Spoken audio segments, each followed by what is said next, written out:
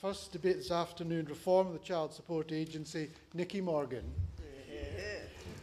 Thank you very much indeed, Mr Weir, and it's a pleasure to be speaking in this chamber this afternoon with you in the chair. I'm not quite sure if we're setting a record here, but I'm calculating that we're numbering women to men about 5 to 1 at the moment, so I think that's an extremely good sign on an afternoon when Parliament is debating sitting hours too. This afternoon's debate is about the reform of the Child Support Agency. When I was elected, I expected to get a number of cases relating to welfare benefits, the UK Border Agency, or organisations such as HMRC. What I did not expect was that one of my largest and most enduring caseloads would relate to the Child Support Agency. In just over 2 years, my constituency office has dealt with 70 individual cases where something has gone wrong, and I am just one Member of Parliament. In the borough of Charnwood alone, as at December 2011, the CSA had a live caseload of almost 2,600 cases. Before I get into the detail of some of those cases, I thought it would be helpful if we first consider why the Child Support Agency was set up in the first place. Back in 1993, when John Major's government introduced the Child Support Agency, the aim was for it to pursue parents who failed to support their children financially. Savings were expected to be made as parents claiming benefits from the state would instead find their income supplemented by a maintenance arrangement paid by the non-resident parent. I support this intention, but as I intend to show in this debate, it is clear to me, and I'm sure other honourable members, that the system is not working and must be reformed, as children, through no fault of their own, are not getting the financial support they need or deserve. Despite an often heavy-handed approach and costs of £440 million every year, half of children living in separated families in this country have no financial maintenance support in place. The Child Support Agency alone is expensive to run, with 40 pence needed to be spent in order to collect each pound. These costs are often as a result of the Child Maintenance and Enforcement Commission running 2 separate, failing IT systems, and an additional 100,000 clerical, that is paper cases, the system cannot cope with.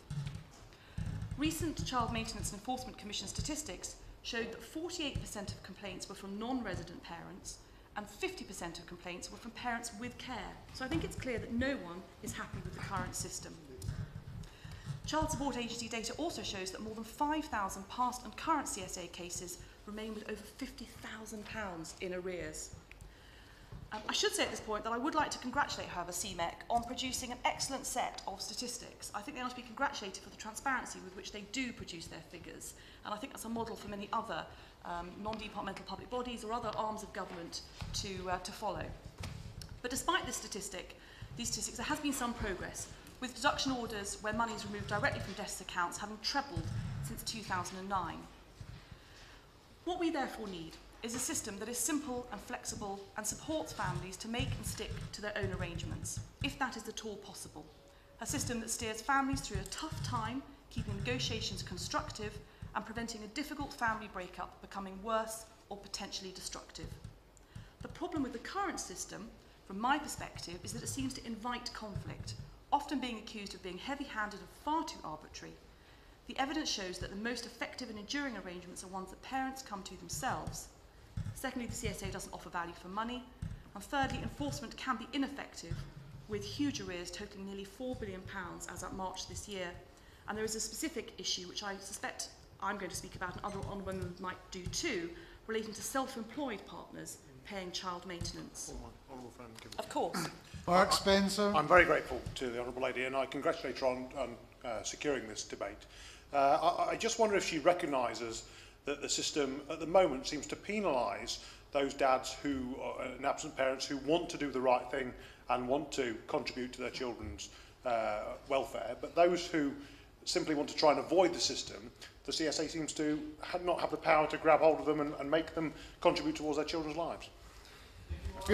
I thank my honourable friend very much indeed for his point, and I think he's absolutely right. And I'm going to give a couple of individual constituency cases where the parent without care, the non-resident parent, is trying, usually fathers, trying to do the right thing, perhaps by looking after children on 1 or 2 days a week, but that's not recognised. Whereas other people seem to be able to play the system, and that's certainly something that we have found in my constituency office. However, this afternoon I wanted to bring very much a human element to this, because numbers and statistics are all very well, but what I, and I'm sure other honourable members, including the Minister, see in our constituency casework is the negative effect that the CSA is having on people's lives, and particularly children. I don't expect the Minister to comment on individual cases I'm about to raise. She has already been good enough to see me twice with her officials to discuss two very difficult cases, but I do feel that I owe it to my constituents, who often come to see me and my caseworkers in a state of some distress, to talk about some of the cases that we have seen. Let's start with poor enforcement. Karen Hollis is the mother of 4 children. All have the same father, who is self-employed and was using the accounting system to tell the CSA that he doesn't earn enough to pay her anything, but the bare minimum of £5 per week. £5 for 4 children. Miss Hollis gathered evidence to show that his lifestyle could not possibly match what he was saying about his finances.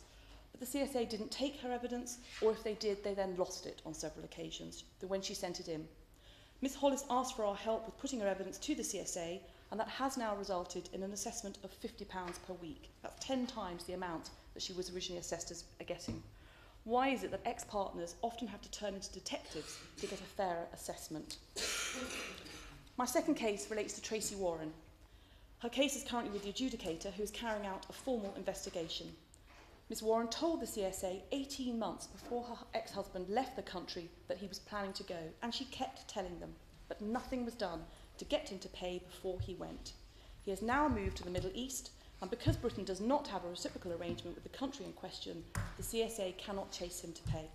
The same issue has arisen in another case, where in that case it is the mother who has moved to China. Moving on to cases where paternity is an issue.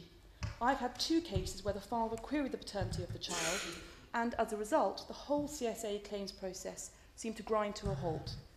Whether this is a delaying tactic or not, I could not say.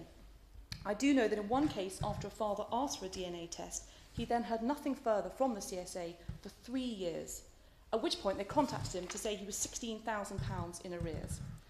Surely an efficient and effective system should not allow such long periods of silence to occur. Paternity should be swiftly established in order to allow the CSA system to proceed, or for the CSA to cease involvement if paternity is not proven. On the issue of arrears being allowed to accrue without the CSA appearing to notice, I would also mention the case of Mr B in my constituency. Mr B had a deduction of earnings order so that maintenance was deducted from his salary every month. Unfortunately, the employer failed to pay that amount onto the CSA, and the CSA failed to notice. When the employer went into administration, my constituent, Mr B, was told by the CSA that he would have to pay the outstanding amounts all over again, although he did eventually recover a percentage of the debt as part of the administration process. But what I can't understand is why would the CSA fail to spot that it wasn't receiving the money in the first place from the employer? As I will mention a bit further, a whole element of flexibility is needed in the system. My constituent, Christine Barrell, is claiming maintenance from her husband who is self-employed. He has been nil assessed, which Mrs Barrell is challenging. Her husband's business accounts, which will support her appeal, are not due until the end of the year, but the CSA need her appeal within the next 28 days. Can this period be extended to reflect the particulars of this case? And finally, I'd like to highlight those cases which I've already mentioned, thanks to the intervention of my honourable friend from Sherwood, where the non-resident parent is trying to do the right thing and maintain contact with their children by seeing them regularly. And therefore they're often feeding them and clothing them, as well as incurring transport costs in order to see them and to take them back to the parent with care. But these costs aren't being reflected in the maintenance calculation, and the parent with care will not agree to the calculation being adjusted to help to meet those costs. In one case, the CSA did recommend that the parent with care should share the child benefit they are receiving, but this was met with a flat refusal. So, as I hope I've shown, we have a system which no one seems to be satisfied with. And where do we go from here? Well, in a recent survey carried out for CMEC, 2/3 of parents with a family-based arrangement said they were happy with their situation. Only a third of CSA families said they felt the same. Almost 90% of non-resident parents complied with their own arrangements, compared with just under 2/3 of those who had payments assessed and enforced by the CSA. Most parents with family-based arrangements considered those to be fair, compared to only 42% whose payments were calculated and enforced by a state system. Over 50% of parents using the CSA say they could make their own arrangements if only they had the right help and support. I welcome the government's proposed collaborative approach, which means separated parents should hopefully be able to avoid the conflict that often comes with CSA involvement by making their own family-based maintenance arrangements whenever possible. The government has, I understand, already committed £20 million for developing better coordinated local support services to help them do that. This money will be used to work with voluntary and community groups to make it easier for parents to navigate existing support and to look at what additional help is needed. There has been criticism of the charges which are to be introduced to allow people to access the statutory system. I understand it was the previous government which took through Parliament a wide-ranging power to charge all parents as part of the Child Maintenance and Other Payments Act 2008. The Coalition is building on both this legislation and Sir David Henshaw's report to the last government on the CSA by implementing these charging proposals. And I also understand there will be heavy discounts for the lowest incomes and total exemption where domestic violence has occurred. Could the Minister say more in her speech about these charging proposals? Who will be affected? How will they work? And when will they be introduced? Could she also address an issue raised with me by Gingerbread, which is what will happen in the treatment of new and existing cases when the new system comes into force? For example, parents who separate after the new system is in force will, we hope, be signposted to a range of support services and encouraged to make a private arrangement. What about parents already caught up in the system? For example, if they have a deduction of earnings order in place, what happens to that when the new system comes into force? In conclusion, Mr. Chairman, I hope I have shown that the current statutory child support system needs speedy reform. I do appreciate that it is very difficult for any government system to cope with the complexities of family life. Parenting for both mothers and fathers is hard enough without having to make allowances for access arrangements, work pressures and new relationships, which mean that every situation is unique, and that is why any child support system is, perhaps a necessity, going to be a fairly blunt instrument.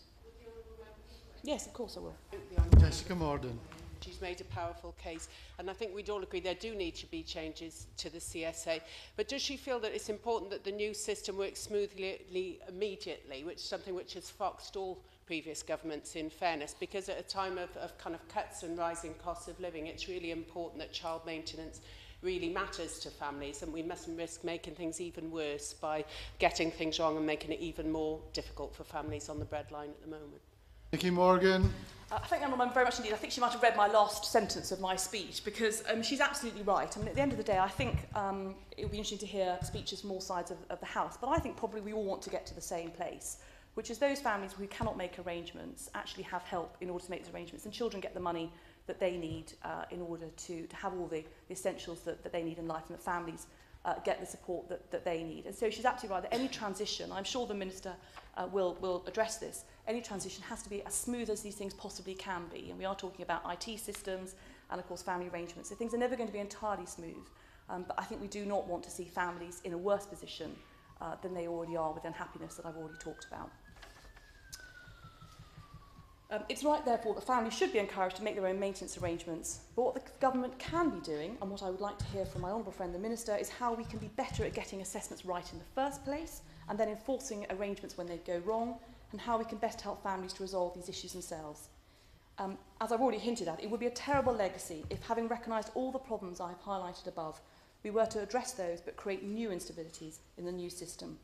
I look forward to hearing from the Minister how lessons have been learnt, and how the system is going to avoid the situation, which is where I started my speech, where half of children living in separated families in this country have no financial maintenance support in place. Thank you very much, Mr. Chairman.